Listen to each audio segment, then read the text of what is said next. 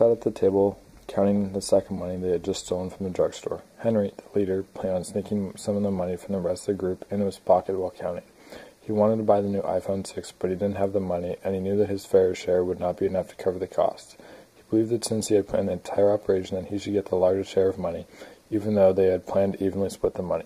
Bill, one of Henry's accomplices, was also counting the money. He too was stealing from the other two. He believed that since he was the muscle behind the robbery, that he was most valuable and deserved the most. He wanted to buy a new car so he could be cool like the rest of the rich kids. He knew that the amount he was going to get when he split was not going to be enough. George, the third accomplice in the robbery, was also at the same table counting money. Although he was the only one who needed the money, he started to regret participating in the robbery. He didn't really like the idea of stealing money in the first place. While counting the money, Bill saw Henry put one of the bills into his pocket and called him out on it. Henry denied taking it. He pulled his pocket inside out to prove it, but he accidentally grabbed the wrong pocket. Money spilled out onto the floor. Henry said he didn't know where they came from, but Bill didn't believe him and started accusing him of stealing. They got into a huge argument about why he shouldn't get more. George sat there quietly. Henry then asked George who he thought should get the most, but George said nothing.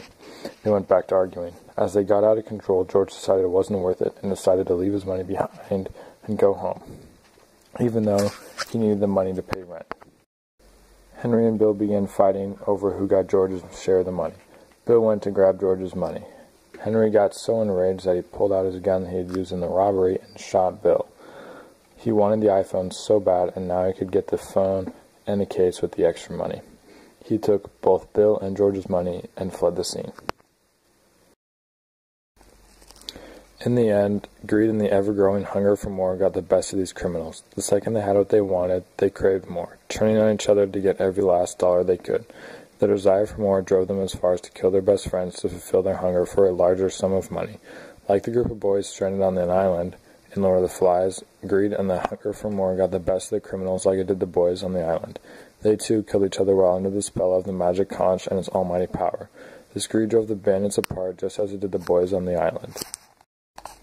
These events occur in today's society as well. The urge to have the newest and best items in our life is bred into our society. Some people gamble their lives away for the glimpse of a rich and fulfilling future they believe money will bring them. We kill ourselves over boring jobs to pay for the credit card bills and debt that we sink further and further into from our recent purchases of the latest and greatest gadgets that society makes us believe we need. But where does this get us in the end? Are we any happier at the end of the day? What separates us from animals, what allows us to fly to the moon and cure diseases that once spelled death for its patients, now turns us to animals. We fight and kill to fuel our desire for more. More money, more power, more control. The ego goes to the wind, and the id overtakes the body, commanding us to get more of what brought us out of the Stone Ages. The very thing that separates us from animals will bring us back in time. What separates man from animal turns him into one.